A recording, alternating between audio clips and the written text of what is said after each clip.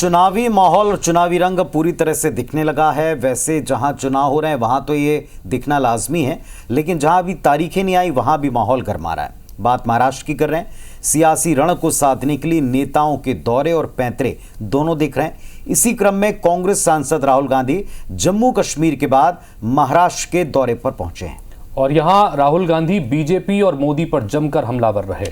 क्या कुछ राहुल गांधी ने यहां पर मंच से कहा, देखिए जरा।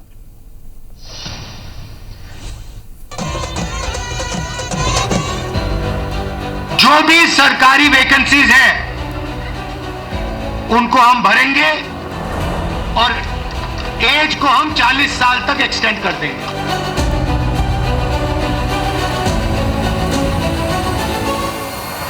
जाति जनगणना करवाएगी कांग्रेस पार्टी, करवाएगी हमारा गठबंधन करवाएगा। मिशन कश्मीर के बाद 24 घंटे भी ना बीते थे कि राहुल गांधी महाराष्ट्र पहुंच गए।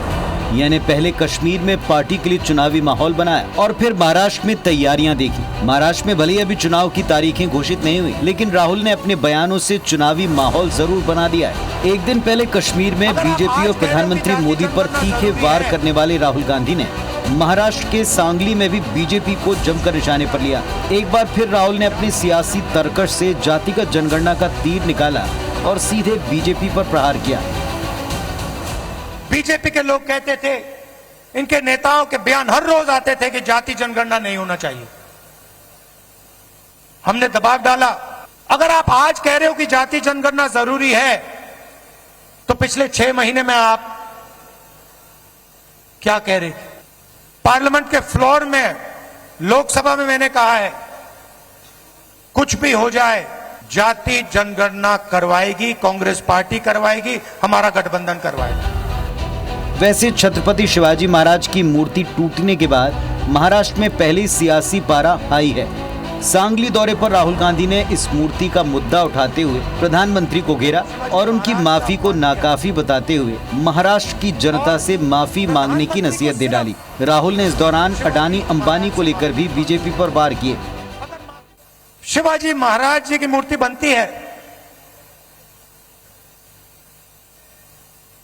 और कुछ ही दिनों में भ्रष्टाचार के कारण, गलत व्यक्ति को कॉन्ट्रैक्ट देने के कारण वो मूर्ति गिर जाती है।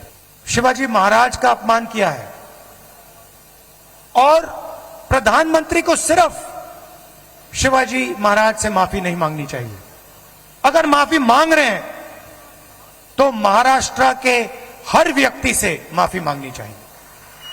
जहां भी हम देखते हैं बड़े से बड़े कॉन्ट्रैक्ट अदानी और अंबानी जी को मिलते हैं। पार्लियामेंट में किसी का नाम लिया जा सकता है, मगर पहली बार मुझे कहा गया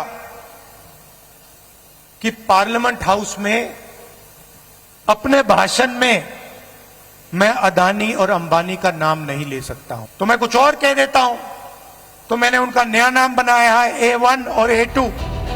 राहुल के आरोप से इतर पीएम मोदी, सीएम शिंदे समेत तमाम बड़े नेता शिवाजी महाराज की मूर्ति को लेकर माफी मांग चुके हैं। महाराष्ट्र चुनाव का बिगुल भले ही अभी ना बजाओ, लेकिन महाविकास अघाड़ी गठबंधन और महायुति गठबंधन ने अपनी चुनावी तैयारियों को धार देनी शुरू कर दी है। जनता के मन में जो चेहरा है, जनता उसको ही मुख्यमंत्री बनाएगी। बात ऐसी है, पवार साहब की बात 100% ठीक है। 3 पार्टी की सरकार है, महाविकास आघाड़ी है। कौन कितनी सीटें जीतता है बाद में तय किया जाएगा, लेकिन हमको बहुमत मिल रहा है महाविकास आघाड़ी को, और हमारा सबसे पहला काम है ये भ्रष्ट सरकार को हटाना। आज कांग्रेस, राष्ट्रवादी कांग्रेस दोनों सांगली के प्रोग्राम में साथ में शिवसेना नहीं है। क्यों? क्योंकि ये दोनों पार्टियों का मिला जुला षड्यंत्र है शिवसेना उबाठा को कमजोर करने का। मतभेद विकास आघाड़ी में जिस प्रकार से मतभेद चल रहे हैं, वो आने वाले दिनों में सीट शेयरिंग के स्तर पर भी बहुत तेजी से बढ़ेगा और उसके बाद चुनाव के दरमियान एक दूसरे को निपटाने में, एक दूसरे की सीट गिराने में ये कोई कसर नहीं छोड़ेंगे, ऐसा दिख रहा है। चलिए अब ग्राफिक्स के जरिए आपको समझाते हैं कि महाराष्ट्र में सत्ता का समीकरण फिलहाल कैसा है। और बहुमत का आंकड़ा है 145 सदस्यों का।